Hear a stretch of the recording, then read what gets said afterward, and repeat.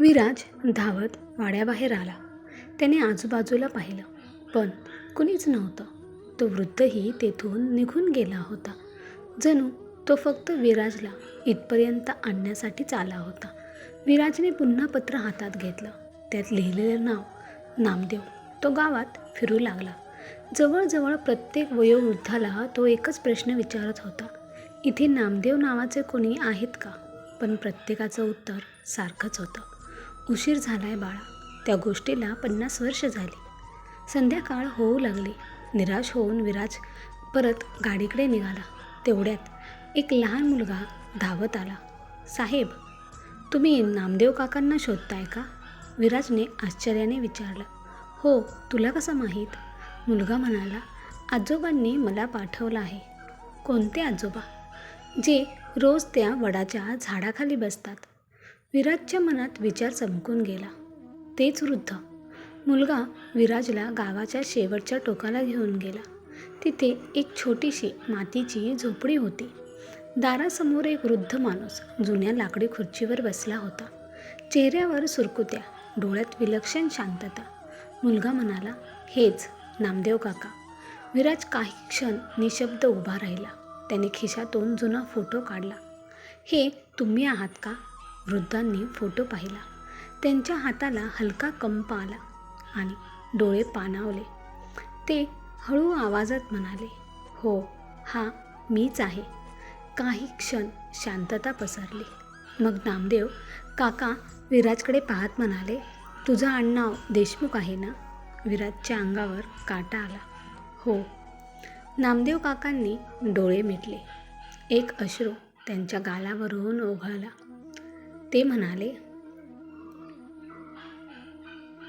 मला माहीत होतं एक दिवस देशमुखांच्या घरातून कोणीतरी माझ्या समोर येणार. विराजने थरथरत्या आवाजात विचारलं, माझ्या आजोबांनी कोणती चूक केली होती? नामदेव काकांनी लगेच उत्तर दिलं नाही. ते घरात गेले. आतून एक जुनी लोखंडी पेटी घेऊन आले. त्या पेटीवर धूळ साचली होती. त्यांनी ती विराजच्या समोर ठेवली आणि म्हणाले, या पेटीत तुझ्या आजोबांचं सत्य बंद आहे, पण ती उघडण्याआधी तुला एक वचन द्यावं लागेल. विराज शांतपणे म्हणाला, कोणतं वचन? नामदेव काका त्याच्या डोळ्यात पाहत म्हणाले, पेटीत जे काही असेल त्यानंतर तू घेतलेला निर्णय तुझ्या कुटुंबाचं भविष्य ठरवेल. विराजच्या कपाळावर घाम आला. त्याने हळूहळू त्या पेटीकडे हात पुढे केला आणि तेवढ्यात झोपडीच्या बाहेरून एक स्त्रीचा आवाज आला, नामदेव, ती पेटी उघडू नका, अजून वेळ आलेली नाही. आणि विराज दचकला.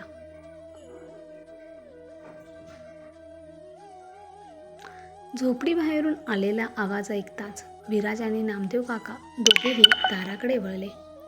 दारात सुमारे 70 वर्षाची एक वृद्ध महिला उभी होती. त्यांच्या डोळ्यात काळजी होती.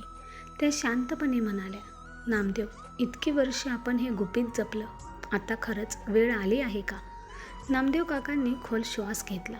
हो, कारण आता सत्य लपवणं म्हणजे आणखी एक चूक होईल. त्यांनी हळूहळू लोखंडी पेटी उघडली. विराजच्या मनात धडधड सुरू झाली.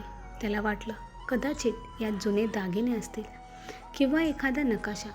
पण पेटीत फक्त 3 वस्तू होत्या. एक जुनी डायरी, एक काळा पांढरा फोटो आणि एक शिक्का न लागलेलं पत्र. नामदेव काकांनी डायरी विराजच्या हातात दिली. ही तुझ्या आजोबांची आहे. विराजने पहिलं पान उघडलं. त्यावर लिहिलं होतं, जर ही डायरी माझ्या नातवाच्या हातात आली असेल तर देवाने मला माझी चूक सुधारण्याची शेवटची संधी दिली आहे. विराजच्या डोळ्यात पाणी आलं. तो पुढे वाचू लागला. लोकांना वाटतं मी नामदेवच्या वडिलांची जमीन बळकावली, पण सत्य वेगळंच आहे. विराजचे हात थरथर कापू लागले.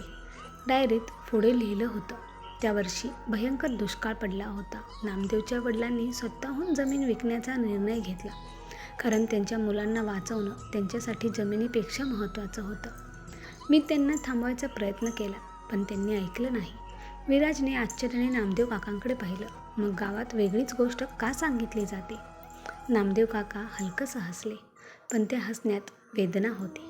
ते म्हणाले, कारण अर्ध सत्य नेहमी पूर्ण सत्यापेक्षा जास्त वेगाने पसरतं.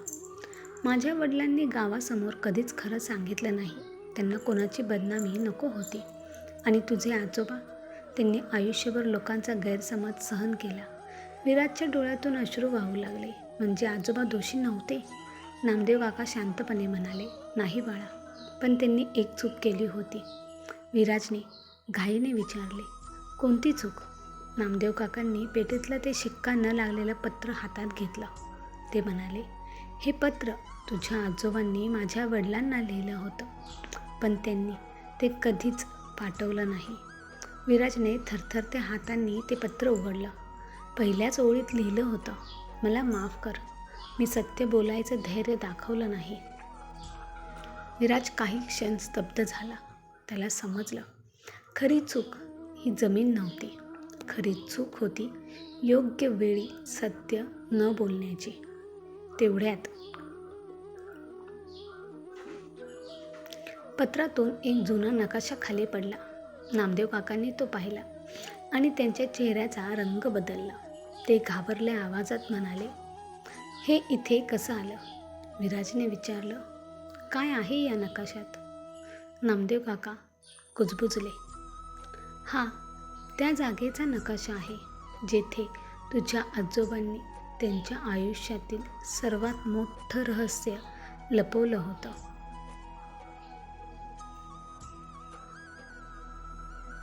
नामदेव काकांच्या झोपडीतून बाहेर पडल्यावर विराजच्या मनात विचारांचं वादळ सुरू होतं. त्याने गाडी सुरू केली, पण ती गावाकडे न वळवता सरळ अक्कलकोटकडे वळली. का हे त्यालाही कळत नव्हतं. फक्त मन म्हणत होतं, आधी स्वामींकडे जा. तिथे संध्याकाळची आरती सुरू होती. घंटांचा नाद, श्री स्वामी समर्थ. संपूर्ण मंदिर भक्तांनी भरलं होतं. विराज शांतपणे दर्शनासाठी उभा राहिला. दर्शन झाल्यावर तो बाहेर निघणार तेवढ्यात एक वृद्ध सेवेकरी त्याच्या समोर आला. त्याने विराजकडे पाहिलं आणि विचारलं, देवगावाहून आलास? विराज दचकला, हो, पण तुम्हाला कसं कळलं? सेवेकरी फक्त हसला. त्याने विराजच्या हातात तुळशीचं एक छोटंसं पान ठेवलं आणि म्हणाला, तुझे आजोबा दरवर्षी इथे यायचे, पण शेवटच्या भेटीत मात्र ते खूप रडले होते. विराजचा घसा दाटून आला. का? सेवेकरी शांतपणे म्हणाला, ते म्हणाले होते, स्वामी, माझी चूक मी सुधारू शकलो नाही, पण एक दिवस माझा नातू येईल, त्याला योग्य मार्ग दाखवा. विराजच्या डोळ्यात अश्रू आले. सेवेकरी पुढे म्हणाला, तुझे आजोबा स्वामींकडे कधीच संपत्ती मागायला आले नाहीत. ते फक्त एकच प्रार्थना करायचे, माझ्या नातवाला सत्यापासून कधी दूर जाऊ देऊ नका. विराज काही क्षण निशब्द उभा राहिला. तेवढ्यात सेवेकराने त्याच्या हातात एक छोटी कापडी पिशवी ठेवली. त्यात प्रसाद होता आणि एक जुनी पितळी चावी. विराज आश्चर्याने म्हणाला, ही चावी? सेवेकरी म्हणाला, ही मंदिराची नाही, ही तुझ्या आजोबांनी माझ्याकडे ठेवली होती आणि सांगितलं होतं की विराज आला तरच त्याला दे. चावीसोबत एक छोटी चिठ्ठी होती. त्यावर फक्त एक वाक्य लिहिलं होतं, विहिरीच्या तळाशी काही शोधू नकोस, सत्य नेहमी वरच असतं. विराजला त्या वाक्याचा अर्थच समजला नाही.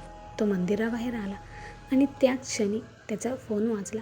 आईचा फोन होता. घाबरलेल्या आवाजात ती म्हणाली, विराज, लगेच घरी ये. तुझ्या आजोबांच्या खोलीत आज एक अशी गोष्ट सापडली आहे जी गेली 30 वर्ष कुणालाच सापडली नव्हती. विराजच्या हातातून प्रसादाची पुडी खाली पडली. त्याला जाणवलं, रहस्य विहिरीत नव्हतं. रहस्य तर त्याच्या स्वतःच्या घरात त्याची वाट पाहत होतं. तर विराजच्या घरात नेमकं काय सापडलं? त्या पितळी चावीचं रहस्य काय आहे? आणि स्वामींच्या कृपेने विराजला त्याच्या आजोबांचं कोणतं सत्य समजणार आहे? या सर्व प्रश्नांची उत्तरं मिळतील पुढील भागात. जर ही कथा तुमच्या मनाला भिडली असेल तर व्हिडिओला लाईक करा, आपल्या मित्रपरिवारासोबत शेअर करा आणि अशाच हृदयस्पर्शी श्री स्वामी समर्थांच्या कथा पाहण्यासाठी भक्तिमार्ग चॅनलला सबस्क्राईब करून बेल आयकॉन नक्की दाबा. तुमच्या मते विराजला पुढे काय सापडणार हे तुमचं मत कमेंटमध्ये नक्की कळवा आणि श्री स्वामी समर्थ जरूर टाईप करा. धन्यवाद.